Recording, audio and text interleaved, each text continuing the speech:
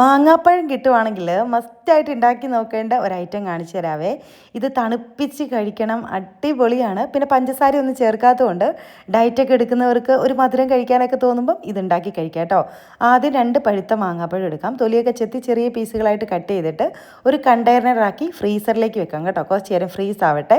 ഇനി നമുക്കൊരു 1 ലിറ്റർ പാല് ഒരു പാത്രത്തിൽ ഒഴിച്ച് കൊടുത്തിട്ടുണ്ട്. അതൊന്ന് ചൂടായി വരുമ്പോൾ അതിലേക്ക് ഒരു പകുതി നാരങ്ങ പിഴിഞ്ഞൊഴിച്ച് കൊടുത്തിട്ട് നമുക്ക് പനീർ ഉണ്ടാക്കിയെടുക്കണേ. ഇതുപോലെ പാലൊക്കെ പിരിഞ്ഞ് വന്നതിന് ശേഷം ഒരു അരിപ്പയിലേക്ക് ഇതൊഴിച്ച് കൊടുക്കാം. ഇതാ നമ്മുടെ പനീർ സെറ്റായിട്ടുണ്ട്. ഇതൊന്ന് ചൂടാറട്ടെ കേട്ടോ. അപ്പോൾ നമ്മുടെ മാങ്ങ ഒക്കെ ഇതുപോലെ ഫ്രീസായി കിട്ടിയിട്ടുണ്ട്. ഇനി നമ്മുടെ മിക്സിയുടെ ജാറിലേക്ക് ആ ഒരു പനീർ ഇട്ട് കൊടുക്കാം. ചൂടാറിയ പനീർ ഇട്ട് കൊടുക്കാം.